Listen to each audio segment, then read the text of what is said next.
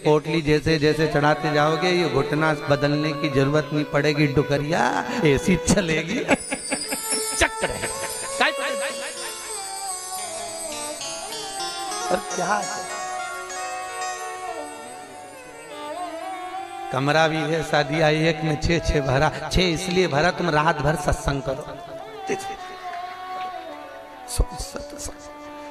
भजन करो, स्मरण करो, और जितना सत्संग का आनंद हो सकता है। अपनों के बीच में तो हमेशा रहते हो, पर दूसरे को एडजस्ट करना तो सीखो। जरा विचार करो, तुम अपने कमरे में दूसरे को एडजस्ट नहीं कर रही तो ऊपर जाएगी तो भोलेनाथ कैसे एडजस्ट करेगा? सोचो तो शरीर है, विचार तो करो भाई। भगवान शिव की कथा है, 24,000 श्लोक शिव महापुराण में है, 12 संहिता, और एक एक संहिता भगवान शंकर को समर्पित है। भगवान शिव 6 सूत्र शिव महापुराण के हैं कि शंकर को पाने के 6 सूत्र बताएं। पहला, मस्तक पर तिलक लगा दो, त्रिपुंड लगा दो। नहीं लगा सकते तो गले में रुद्राक्ष की माला पहन लो। इतना भी नहीं कर सकते, तीसरे नंबर का सूत्र है कि भगवान शंकर का मंत्र जाप कर लो, नमः शिवाय, ओम नमः शिवाय।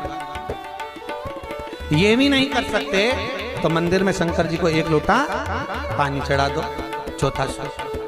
5वां सूत्र है, इतना भी नहीं कर सकते तो किसी शंकर के मंदिर के पास में से निकल कर चले जाओ तो शंकर के मंदिर का शिखर का दर्शन हो जाएगा। शिखर दर्शनम सर्व पाप नाशनम, बस उतना भी बहुत है। ये 5। और 6ठे नंबर का सूत्र है, अगर इतना भी नहीं कर सकते तो पूरी जिंदगी में अगर 12 ज्योतिर्लिंग पर पहुंचकर शंकर की कथा को सुन लोगे तो फिर दूसरा जन्म नहीं होता साहब। ये 6 सूत्र शंकर को पाने के हैं, भगवत भक्ति को पाने के हैं, भगवत रस तत्व को पाने के हैं। 6 सूत्र है, शंकर का अनुमोदन करें। ऐसी कौन सी भूमि है, ऐसी कौन सी जगह है जहां शंकर नहीं है? हर जगह, हर तत्व में, कण कण में, हर जगह पर वही तो समाया है। बस हमारे नेत्र परखैया नहीं है, इसलिए हम पहचान नहीं पाते। बहुत दुनिया के लोग बहुत कम पहचान कर पाते हैं। बस अंतर तब आता है एक घर के बुजुर्ग माता पिता को और एक परमात्मा को लोग अंतिम तक नहीं पहचान पाते। अंतिम तक बहुत कठिन। माता पिता सब कुछ दे देते हैं बच्चों को। एक सास अपनी बहू को जब पसंद करके आती है, जो सास कभी अपनी देवरानी जेठानी की एक अंगूठी नहीं दे वो हाफ सेट दे के आ जाती है। सोचो जरा, विचार करो। खुद कैसी भी साड़ी पहने पर बहू को एक से बढ़कर एक चढ़ावे में चढ़ा देती है। तैयार होने का डब्बा भी देती है, नंबर की चप्पल भी देती है, सब कुछ देती है। शादी नहीं होती उससे पहले ना जाने कितना सास बहू को दे आती है। कितना विश्वास सास का बहू पर होगा। और बहू जब पहली विदाई में घर से सास के यहाँ से जाती है तो अलमारी में ताला लगा के चाबी घर ले जाती है। सोचो, सास ने कितना विश्वास करा, सब कुछ दे दिया, और बहू ने ऐसा विश्वास करा कि चाबी तक बटोर के पहली विदाई में ले गई। पहली विदाई क्यों? क्योंकि नंदे आई हैं, डोकरी निकाल के ना दे देगा। विश्वास कहाँ, भरोसा कहाँ, पूर्ण तक कहाँ है? भगवान शंकर की कथा कर रही है। 6 सूत्र में से अगर एक सूत्र भी भगवान शंकर का आपकी जिंदगी में आ गया तो जीवन का आनंद देने वाला हो गया। ध्यान देना, कन्यादान जो तुमने करा है उसका पुण्य तुम्हारे मरने से पहले हो सकता है कि समाप्त हो जाए। अन्नदान जो तुमने करा है उसका पुण्य हो सकता है तुम्हारे मरने से पहले समाप्त हो जाए। क्योंकि कई लोग कहते हैं हमने कन्यादान करा, हमने वस्त्र दान करा, हमने मुद्रा दान करी, हमने स्वर्ण दान करा, हमने अन्न दान करा, हमने भागवत कराई, हमने रामायण करवाई, हमने गीता करवाई, हमने तीर्थ करे, हमने व्रत करे। ये सारे पुण्य तुम्हारे खाते में हैं। एक पलड़े में तुम्हारे पुण्य रखे हैं, पर एक पलड़े में जो पुण्य इकट्ठे करके रखे हैं तो पाप भी तो देखो कितना करो। पाप भी तो देखो, मालूम पड़े मुंह से किसी की निंदा कर दी, उसी पुण्य में से कम हो गया। हुआ कि नहीं हुआ? अरे बोलो तो सरी, अब 200 रुपए लेके आई थी, अब 200 रुपए में से खर्चा करते जा रहे हो तो होगा कि नहीं होगा खर्चा? थोड़ा गलत बोल दिया, पुण्य समाप्त हुआ। किसी को अपशब्द बोल दिए, पुण्य समाप्त हो गया। किसी के लिए गलत देख लिया, पुण्य समाप्त हो गया। किसी के लिए गलत सुन लिया, पुण्य समाप्त हो गया। हमने पुण्य तो बहुत कमाया, हमने ढेर पुण्य इकट्ठा करा। कन्यादान, वस्त्रदान, अन्नदान, मुद्रादान, स्वर्णदान, भागवत, रामायण, गीता, यज्ञ, अनुष्ठान, संत पूजा, गुरु पूजा, सब कुछ करी, पुण्य तो ढेर इकट्ठा करा। पर मरने से पहले ये सारा पुण्य तुम्हारा बोलने से, अपशब्द कहने से, ताना देने से, निंदा सुनने से, गलत देखने से समाप्त हो गया। पर शिव महापुराण की कथा कहती है सारे पुण्य तुम्हारे मरने से पहले भले समाप्त हो जाएंगे, पर शिव महापुराण की कथा यदि तुमने भूल से भी 5 मिनट की भी सुन ली तो वो जिंदगी भर अटल और अमर हो जाती है, वो कभी समाप्त नहीं होती। शिव महापुराण की पुण्य कभी समाप्त नहीं होता। शंकर का किया हुआ पुण्य कभी समाप्त नहीं।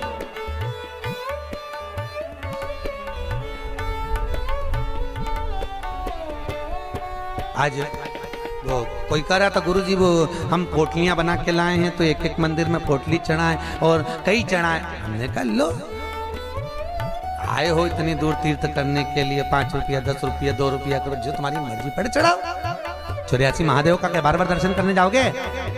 ब्रज 84 कोस की परिक्रमा तो तुमने ना जाने कितनी बार लगा ली होगी ब्रजमंडल में पहुंचकर, पर 84 महादेव का दर्शन करने के लिए आए हो।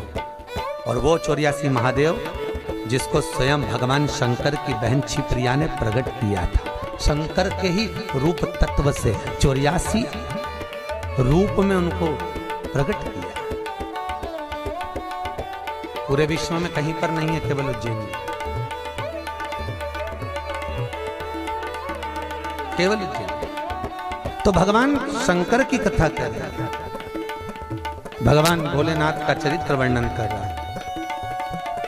6 सूत्र में से एक सूत्र भी अपनी जिंदगी में उतारा तो जीवन सार्थक हो गया। मात्र भगवान शंकर की पावन कथा का रसतत्व ग्रहण करें। एक देवराज नाम का ब्राह्मण शरीर में ताप पड़ गया और शरीर में ताप पड़ने के कारण बहुत ताप पड़ा तो शंकर के मंदिर में पहुंच गया, बैठा। अब वहां तो थोड़ी थोड़ी देर में शंकर के मंदिर में कथा हो रही थी, प्रवचन चल रहे थे, शिव महापुराण का चरित्र चल रहा था। और ये थोड़ी थोड़ी देर में पंडित जी चिल्लाए हर हर महादेव। अब जैसे ही पंडित जी चिल्लाए तो इसके शरीर में ताप पड़े, इसको आ रहा बुखार। अब बुखार आए और कहीं का चिल्लाए, सिर दर्द हो और कहीं का चिल्लाए तो बड़ा बुरा लगे महाराज। अब इसको तो बड़ा अंदर से खटकाओ कि बताओ मेरे तो शरीर में ताप पड़ रहा है, महाराज हर हर महादेव चिल्ला रहा है, पर बोल सकता नहीं। ताप पड़ते पड़ते पड़ते पड़ते थोड़ी देर में ये यहाँ से चला शंकर के मंदिर से कथा श्रवण कर कर थोड़ी देर भले ताप पड़ा, बुखार आया, सिर दर्द हुआ, सब कुछ हुआ, पर शंकर की कथा तो शरीर में पहुंच गई, इस आत्मा तक पहुंच गई। होता है जब घर से चले होगे तो सोचे पाँव दुख रहा है, बुखार आ रहा है, सर दर्द हो रहा, ये हो रहा, वो हो रहा, पर शंकर के धाम में पहुंच गए तो अब ये सोच लो कि तुम शंकर के हो गए, तुम शिव के। यहाँ बिठले सेवा समिति के कहने पर नहीं आए, यहाँ पाठक जी के कहने पर नहीं आए, यहाँ हमारे कहने पर नहीं आए। यहाँ तो हम भी बुलाते तो तुम नहीं आते, क्योंकि ये नगरी महाकाल की है। महाकाल का राजा है महाकाल, और महाकाल राजा का एक नियम है, यहाँ कोई राजा, कोई मंत्री, कोई बड़े से बड़ा राजपाट वाला इस नगरी में रात नहीं रुक सकता। यहाँ का नियम है, क्योंकि यहाँ एक ही राजा, कौन सा? महाकाल राजा, बस उसी का राज्य चलता। तो जब उसके घर में आए हो तो हम कौन बुलाने वाले? बोलो तो सही। उसने बुलाया, उसने ठहराया, उसने खिलाया, उसने घुमाया, 5 दिन घूमो फिरो, उसका दर्शन करो, आनंद करो, घरे जा। घर वाले पूछे कहाँ गई थी तो कहना महाकाल के घर गई थी, उसने बुलाया।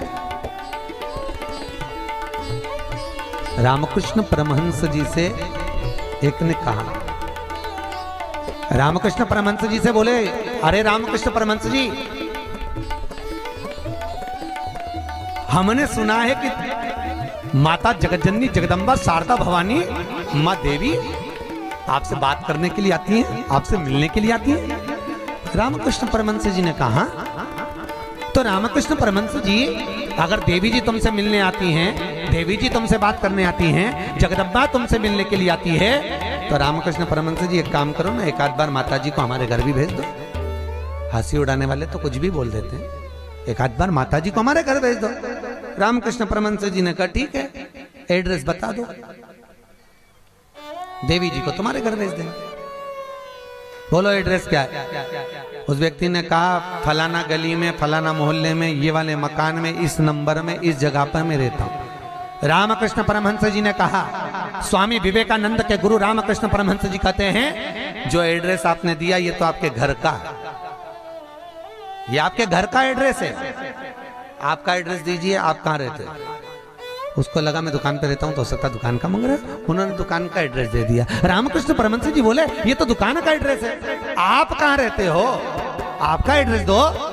तो रामकृष्ण परमहंस जी के शब्द सुने तो उस व्यक्ति ने कहा ये हमारा ही तो एड्रेस है। रामकृष्ण परमहंस जी बोले जिस घर का एड्रेस दिया वो तो घर का, जिस दुकान का एड्रेस दिया वो तो दुकान का, कि दुकान यहाँ है वो वहां घर है, तू कहां रहता है, तेरा एड्रेस बता, तू रहता कहां है? रामकृष्ण परमहंस जी के शब्द सुने, उसने चरण पकड़ लिया और रामकृष्ण परमहंस से पूछा आप बताओ कि मेरा निवास कहाँ है। रामकृष्ण परमहंस जी कहते हैं इस शरीर का आखिरी निवास तो शमशान है, मनुष्य वहां निवास करने वाला है। बस ये आत्मा परमात्मा के चरणों में रहे और शरीर आखिरी में वहां पहुंच जाता है, आखिरी में। बड़े आश्चर्य में लोग बताते हैं हम वहां रहते हैं, तुम नहीं रहते, तुम्हारा घर रहता है, तुम चले जाओगे घर में ही रह जाएगा, अभी तुम्हारा एड्रेस है फिर तुम्हारे बेटे का हो जाएगा। अरे बोलो तो, फिर बेटा गया पोते का हो जाएगा, पौता गया पर पोते का हो जाएगा, वो तो घर का पता है। तुम्हारा एड्रेस क्या है, तुम किस पते पे रहते हो? पता ना पता, जबरदस्ती के लापता घूम रहा, काय का पता तुम्हारा? जबरदस्ती के छाती ठोक के मेरा घर मेरा घर मेरा घर। एक आध दिन यमराज आई गया, उठा के ले गया, सब धाड़ धाड़ रोएंगे। 2-3 महीने के बाद, 4-6 महीने के बाद बेटा नेम प्लेट निकाल के खुद की चिपका देगा, मेरा घर काय का घर तुम्हारा?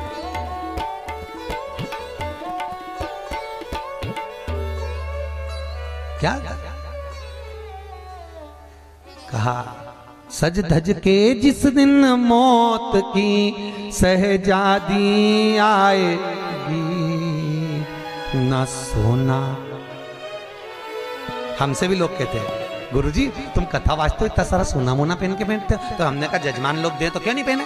अरे बोलो तो दीजिए, कई करे कई बाद में जोड़ जोड़ के औलाद के देखे ना, है तो तुम्हारे पास भी, बस तुम भी जोड़ जोड़ के लाख कर में अलमारी में लाख कर में, और एक आध दिन मर गई और सारा पड़ा की पड़ा रह गया, ऊपर जाके याद करेगी वाला हार तो पीना ही नहीं, फिर कई मतलब का सब पहना कई करे ऊपर।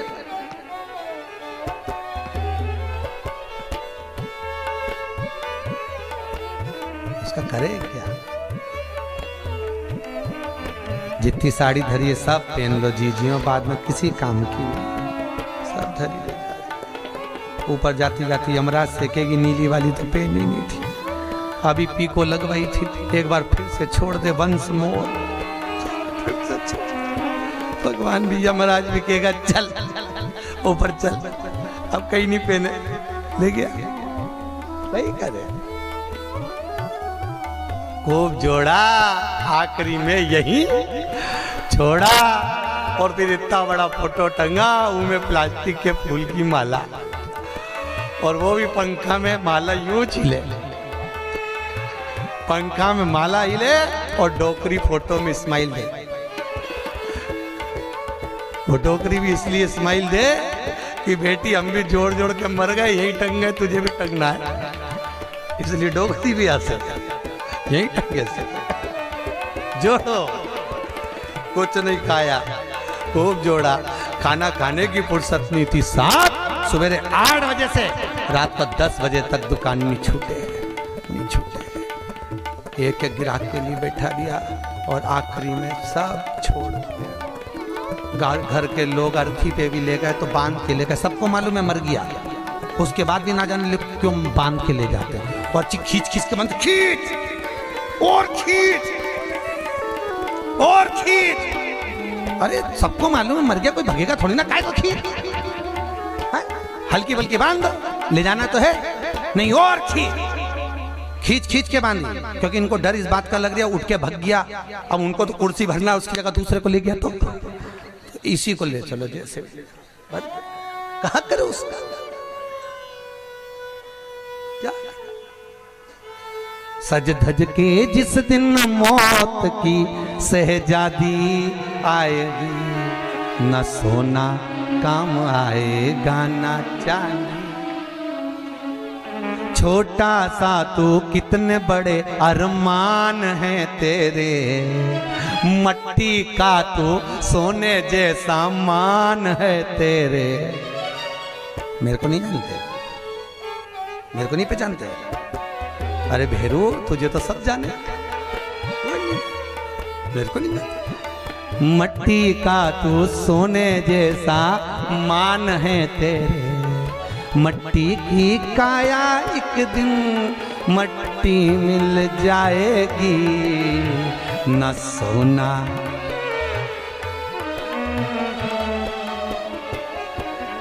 कई करेगा।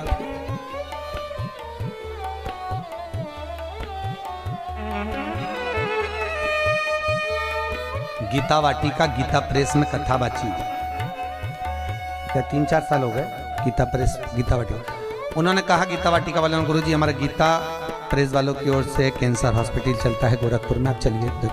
देखने गए, बड़े बड़े करोड़पति भी अटैची लेकर पैसे की खड़े थे कि मेरे पिता के कैंसर ठीक कर दीजिए। इनका ये पत्नी का कैंसर, अटैचियों में माल भरा था और कह रहे थे ये ठीक कर दीजिए, अटैचियों में माल भरा।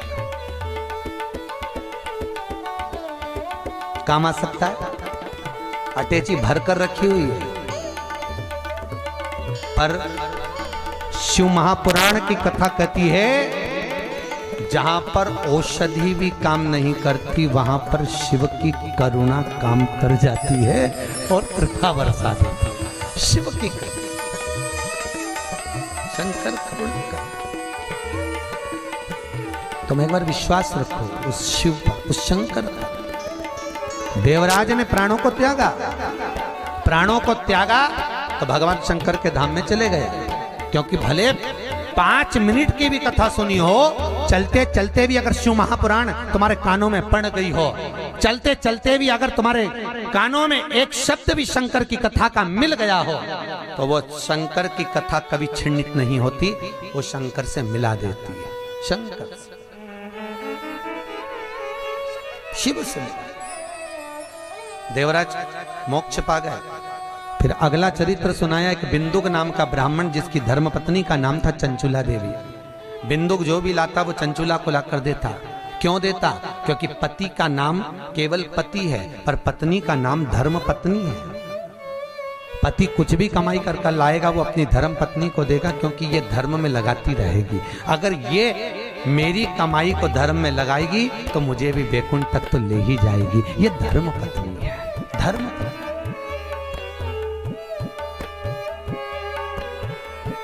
एक कथा के मुख्य यजमान गोपाल मंदिर वाले महाराज जी बने हैं, पंडित जी पाठक जी, परंतु इनके मन में कथा का आया ना आया वो बात की बात है। पर धर्म पत्नी हमारी भाभी जी, इनका मन में कथा सुनकर मन में भाव आ गया, गुरुजी एक कथा करो, बस ये कथा जिंदगी में एक बार शिव महापुराण, फिर ठाकुर जी की जो मर्जी, भोलेनाथ की जो, पर शिव पुराण तो करा। हजारों हजार भागवत, हजारों हजार राम कथा, हजारों हजार गीता का स्मरण करने पर भी जो पुण्य प्राप्त नहीं होता वो मात्र एक दिन की, मात्र 5 मिनट की शिव महापुराण श्रवण करने से प्राप्त हो जाता है। साहब शंकर की कथा का रसतत्व ग्रहण करने से प्राप्त हो जाता है, मात्र एक क्षण की, एक क्षण।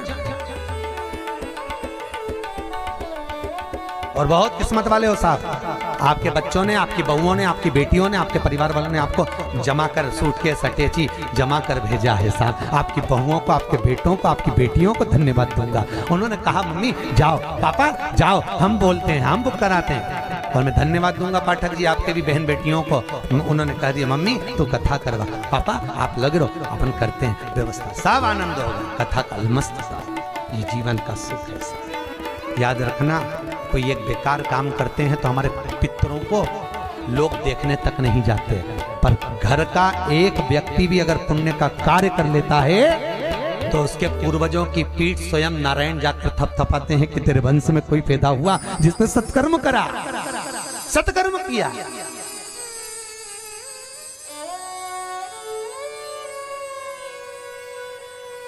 पुण्यता। और ये मुख्य यजमान जो बने ये बहुत करोड़पति नहीं है, मंदिर के पुजारी जी हैं। भोपाल मंदिर में पंडिताई करते हैं, पूजा पाठ करते हैं।